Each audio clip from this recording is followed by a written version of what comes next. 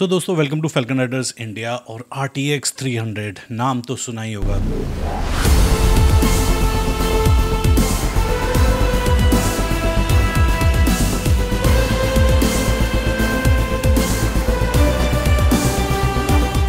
Bharat mobility show हुआ था, जो ऑटो एक्सपो जो दिल्ली में हुआ था, वहाँ पे उन्होंने डिस्प्ले करी थी RTX 300। मैं ऑलरेडी वीडियो बना चुका हूँ, 2 वीडियो जहाँ पे मैंने उसके बारे में डिस्कस किया था उस बाइक को लेके।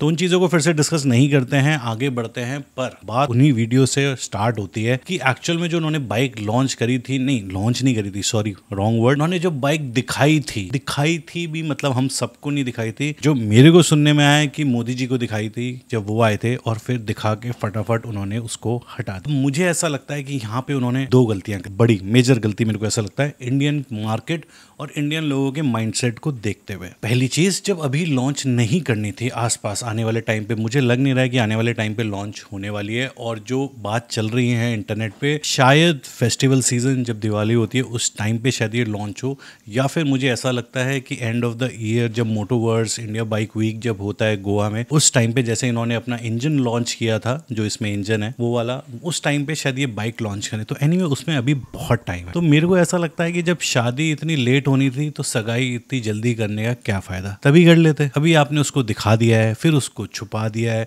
अब इतने टाइम तक वो लोगों की नजरों में रहेगी नहीं, लोग अलग अलग बातें सोचेंगे कंपनी के बारे में, थोड़ी सी नेगेटिविटी की तरफ जाएंगी बातें, जितना भी ये लेट होगा। और ऊपर से जो दूसरी चीज मेरे को लगता है कि जब दिखा दी थी जो उनको नहीं दिखानी चाहिए थी, तो जो लॉन्च है वो इतना लेट नहीं करना चाहिए। रीजन, पहली बात, जो आपके कंपिटिटर्स हैं जो भी हैं उनके बारे में अभी मैं डिटेल में बात करूंगा, वो ऑलरेडी मार्केट में आ गए हैं। उनकी बाइकें अब धीरे धीरे रोड्स पे आ रही हैं, ये ऑलरेडी आ चुकी हैं। उनकी टेस्टिंग चल रही है रियल वर्ल्ड में उनके वीडियोस बन रहे हैं, फीडबैक आ रहा है, कंपनी उसमें चेंजेस कर रही है, अपडेट्स कर रही हैं, आगे बढ़ रही हैं। और आप अभी हाइड एंड सीक खेल रहे हो। और अगर प्रोडक्ट इतना अनफिनिश था कि अभी आप रिसेंटली उसको लॉन्च नहीं कर सकते थे, तो आपने बिल्कुल सजी हुई जो ऑलमोस्ट रेडी है बाइक, ऐसी आपने दिखाई।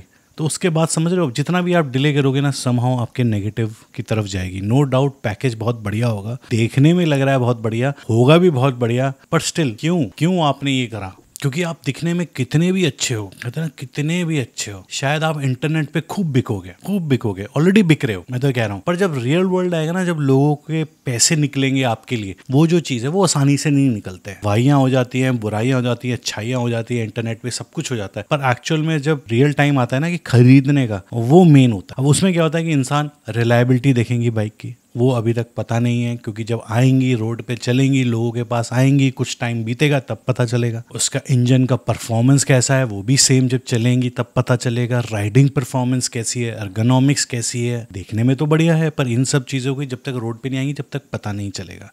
ऊपर से TVS की जो सर्विस नेटवर्क है तो बहुत फैला हुआ, पर उसके बारे में बहुत अच्छी कहानियाँ सुनी नहीं है। वैसे वो सबके साथ ही है। तो जब ये बाइक लॉन्च होगी, तो जब सर्विस होगी वहाँ पे, उसके लिए आप स्पेशल कोई मैकेनिक्स होंगे, अलग एरिया होगा, क्या होगा, वो सब चलो आने वाले टाइम पे आना पता चलेगा। पर ये सब कुछ तब पता चलेगा जब एक्चुअल में बाइक सामने आ जाएगी। वहीं पे अगर हम 390 एडवेंचर की बात करें, तो दोस्तों 390 एडवेंचर अभी आ गई है ऑलमोस्ट। अब उसकी आई थिंक मार्च में बता रहे हैं शायद डिलीवरी स्टार्ट होंगी। पर 390 एडवेंचर इंडिया में बहुत टाइम से है। आई थिंक ये 3rd जनरेशन है 390 adventure, if I am not wrong. वो पहले आ चुकी, फिर उसका अपडेट्स आए, कंपनी ने उससे लर्न करा, क्या चीज़ें कमी थी उसको बेटर किया, नई टेक्नोलॉजी लेकर आए, उसकी टेस्टिंग रोड पे लोगों के साथ चल रही है, बहुत टाइम से चल रही है, सालों से चल रही है, ठीक है। तो ऑलरेडी इन चीज़ों में बहुत आगे।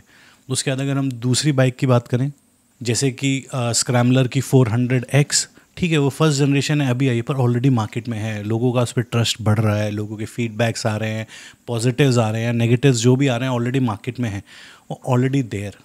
सेम विद Xpulse 210, अभी आने वाली है वो बाइक, तो बुकिंग तो आई थिंक उसकी स्टार्ट हो गई है। एंड ठीक है, Xpulse 200 पहले से ही है, तो वही सब अपडेट्स हो रहे हैं जो मैं आपको बार बार बता रहा हूँ। ऐसे BMW की 310 GS है, ESD की एडवेंचर है, हिमालयन है, ये सब ब्रांड एक प्रोडक्ट्स हैं जो काफ़ी टाइम से मार्केट में हैं, कुछ सालों से हैं, कुछ अभी आए पर ऑलरेडी टेस्टेड हो चुके हैं। तो वहाँ पे अब आप जब अपनी नई बाइक लाओगे, ठीक है, सुंदर बाइक ला रहे हो आप, देखने में अमेजिंग लग रही है, पर ये सब चीज़ें, ठीक है, आपको इनिशियल बुकिंग मिल जाएंगी। एक चीज़ बहुत बढ़िया यार, फर्स्ट क्लास है, यही लेनी है, वो इनिशियल बुकिंग्स मिल जाएंगे।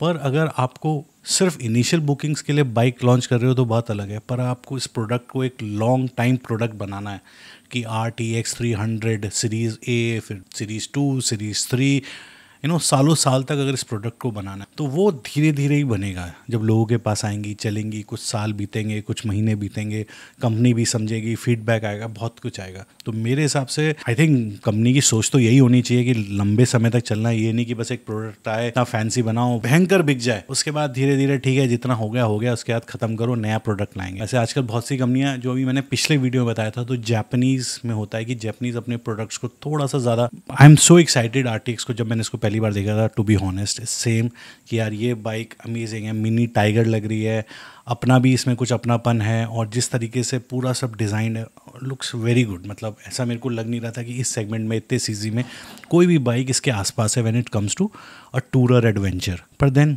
कहाँ है? और हर अच्छा दिखने वाला खाना ज़रूरी नहीं है कि टेस्ट में भी उतना अच्छा हो। एट द एंड तो स्वाद में ही सब कुछ है। दिखना तो ठीक है, वो मास्टर शेफ में भी आता है ना, does it taste as good as it looks. तो दोस्तों एंड में मैं यही बोलूँगा कि जितनी जल्दी कंपनी ये लॉन्च कर सके उतना बढ़िया है, क्योंकि एक बार जब पिक्चर सामने आ गई हैं उसके बाद जितना भी डिले करेंगे इट विल गो नेगेटिव। ये मेरा पर्सपेक्टिव है। और अगर ये रेडी नहीं थे, प्रोडक्ट इतना रेडी नहीं था, इतनी जल्दी उनको ये पूरी बाइक नहीं दिखानी चाहिए, मेरे को ऐसा लगता है। That's my thoughts. आपके क्या थॉट्स हैं कमेंट में ज़रूर लिखना दोस्तों। And till next video, do whatever you want to do. चमकते रहो, मुस्कुराते रहो। इंस्टाग्राम पे फैल्कन राइडर्स इंडिया पे ज़रूर फॉलो करना दोस्तों। वहाँ पे कुछ अपडेट्स और फोटोज़, ट्रिप्स की सब डालता रहता हूँ। कभी कभी कुछ डिस्कशन भी कर लेता हूँ, कुछ क्वेश्चन आंसर्स भी कर लेता हूँ। और उसके अलावा आप मेरी वेबसाइट falconridersindia.com पे जा सकते हो, और वहाँ पे बहुत सारी इन्फॉर्मेशन है, बहुत कुछ है जो आपके नेक्स्ट ट्रिप पे आपको बहुत फ़ायदा हो सकता है। सीक्रेट है, किसी को बताना मत, बस शेयर कर देना वीडियो, ठीक है। Love you, bye bye.